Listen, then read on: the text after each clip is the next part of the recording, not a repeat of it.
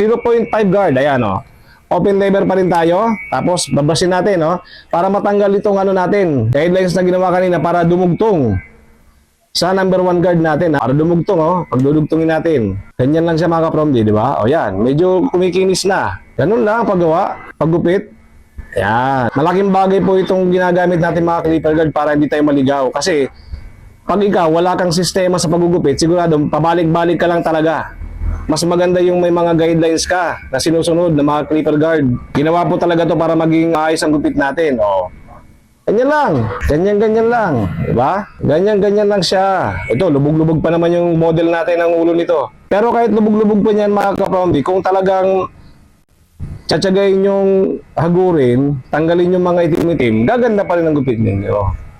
So ayan, di ba? O, medyo maganda na. Kasi pag wala kayong clipper guard talaga mga kapromdi na gagamitin, ala-chamba lang yun. Ala-chamba yun.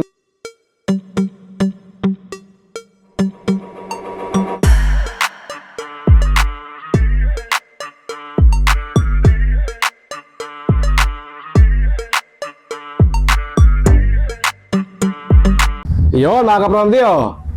May model tayong nakuha dito, import to. Pogi pa na itong model ko. I-try ko sa inyo mga kapromdi yung actual test performance nitong 0.5 number 1 guard at saka 1.5 guard. Sa mga nagdududa kung gaganda ba ang tabas ng gupit nyo, gaganda talaga dahil sa clipper guard na meron tayo. Simulan natin. Simulan natin. Oh, sa mga may medyo dyan, medyo ang gagamitin natin. Ito.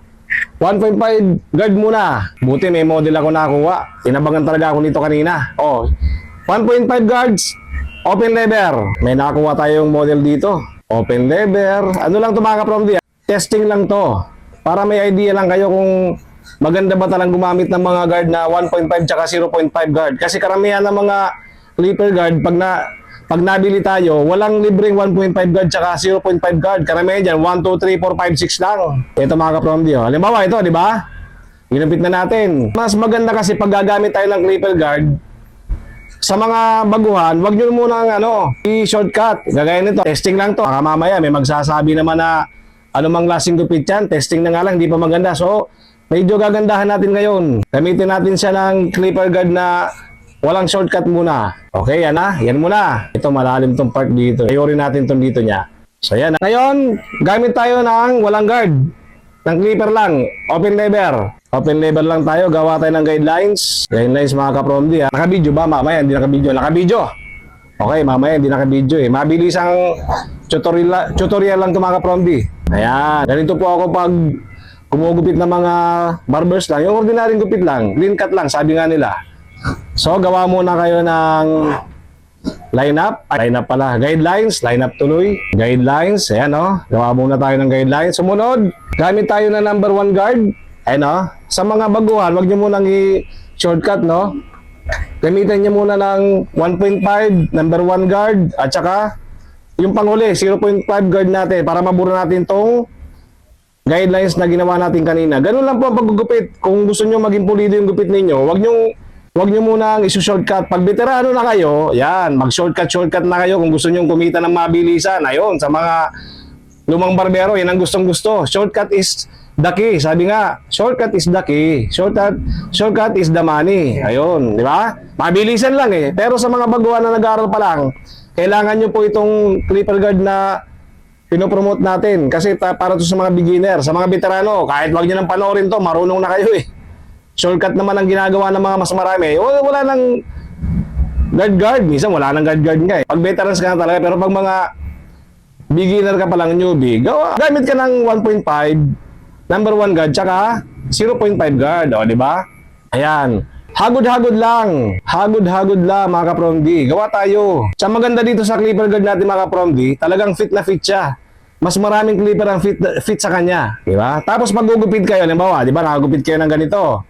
Lagi nyo babrasin. Brasin nyo. Gamitin nyo ng fade brush. O kahit anong brush, kahit toothbrush ba yan, pwede na yan. Kung yun lang ang available sa inyo, basta brasin nyo. Para medyo nakikita nyo yung dapat nyong balikan. Brush na, kahit anong brush. Toothbrush man yan, o pang-brush man yan sa paa, o kailangan brasin mo talaga. Bahala ka kung anong klaseng brush ang gamitin mo. O, tapos, di ba, meron na nito, di ba? Medyo gumanda ng blending natin. Pag hindi pa, balik-balikan nyo lang. Balikan nyo lang. Yung mga nakikita nyo mga itim-itim, balikan nyo lang. Ganun lang naman sa paggugupit. Ayusin nyo lang. Kung sa tingin nyo na medyo kulang pa, balikan nyo lang siya. Di ba? So, gamitan na natin siya ng 0.5 guard. Ayan, o. Open lever pa rin tayo. Tapos, babasin natin, o. Para matanggal itong ano natin. Guidelines na ginawa kanina para dumugtong sa number 1 guard natin, para dumugtong, pagdudugtungin natin. Ganyan lang siya mga ka-Promdi, di ba? O yan, medyo kumikinis na. Ganun lang paggawa, paggupit. Yan. Malaking bagay po itong ginagamit natin mga clipper guard para hindi tayo maligaw. Kasi, pag ikaw, wala kang sistema sa paggugupit, sigurado, pabalik-balik ka lang talaga. Mas maganda yung may mga guidelines ka na sinusunod ng mga clipper guard. Ginawa po talaga to para maging ayos ang gupit natin. O, ganyan lang. Ganyan-ganyan lang. Diba? Ganyan-ganyan lang siya. Ito, lubog-lubog pa naman yung model natin ng ulo nito. Pero kahit lubog-lubog pa niyan mga ka-Promdi, kung talagang tsatsagayin yung hagurin, tanggalin yung mga itim-itim, gaganda pa rin ang gupit ninyo. So, ayan, di ba? O, medyo maganda na. Kasi, pag wala kayong clipper guard talaga mga ka-Promdi na gagamitin, ala-chamba lang yun. Ala-chamba yun. Kailangan, sa mga beginner pa lang, may mga clipper guard na kayo na ginagamit. Yun ang tamang proseso dyan. Pag medyo veterano ka na, pwede mo lang shortcutin. Diba? Yan, maganda-ganda na. Diba? Ito lang. Yan ang tulong ng clipper guard, diba? Medyo makinis tignan. So, ito, testing lang ito mga ka-Promdi. Pero tingnan nyo naman, diba? Ganun lang. Hindi man maganda yung ulo na ginugupitan natin, pero mapapaganda po pa rin pag babalik-balikan mo lang siya. Agurin mo pa rin kasi ang paggugupit talaga mga ka-Promdi, para maging pulido yan, sisipatin mo ng mata. Huwag mong titigilan hanggat hindi pa maganda. So, hanggang dito na lang. Suggestion ko sa inyo mga ka-Promdi, kailangan magkaroon kayo ng mga ganitong clipper guard para medyo maganda ang blending ninyo, para medyo pumulido ng konti. Testing tinesting natin. Tingnan nyo naman, di ba? Kailangan sa mga beginner, meron kayo nito. So, hanggang doon na lang ang test performance nitong clipper guard natin. Sa mga gusto, marami akong link kung saan mabibili to. Abin nyo na kasi mabilis maubos ang stock nito. Magsisisi kayo, wala nang mabibili ng ganito. Okay?